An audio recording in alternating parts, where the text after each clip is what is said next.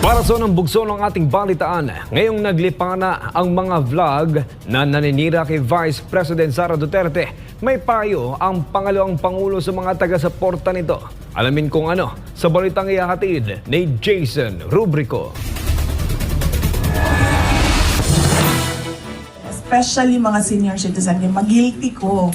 Magilty ko nga, kanang malain ilahang buot, madaot ilahang mood, tungod lang kay nakakita sila o material content sa ako.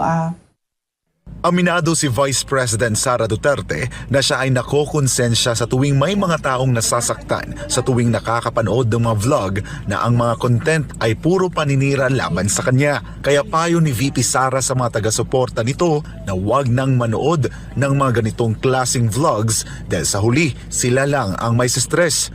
Iginit pa ng bise na walang pakialam ang mga vlogger na ito sa mararamdaman ng kanilang tagapanood kundi ang kumita lamang.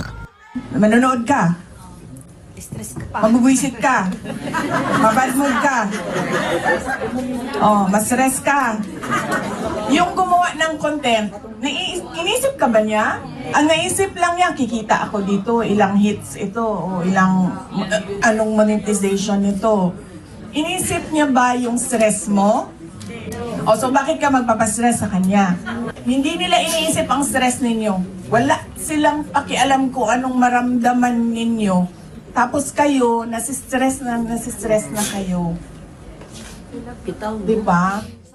Payo ni VP Sara na huwag nang magpa-stress sa panonood ng mga vlog na may negatibong content, lalo na't hindi naman ito nakakatulong at sayang lang sa oras. Dagdag pa ng pangalawang pangulo, masama ang stress sa kalusugan at dapat itong iwasan. Ibinunyag naman ni VP Sara na wala siyang anumang social media account na hawak at ang lahat ng ito ay kontrolado ng kanyang opisina.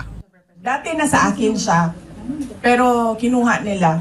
Kasi sabi nila, mapapaaway ka lang lagi. So, ang content natin is negative. So, hinawakan nila, hindi wala akong access sa social media. Matatandaan noong nag-resign si VP Sara bilang kalihim ng Department of Education at ibinunyag ang umunoy pagmanipula ng House of Representatives sa kanilang budget, naging sentro na siya ng aniyay mga black propaganda. Para sa Diyos at sa Pilipinas kumahal, ako si Jason Rubrico, SM9 News.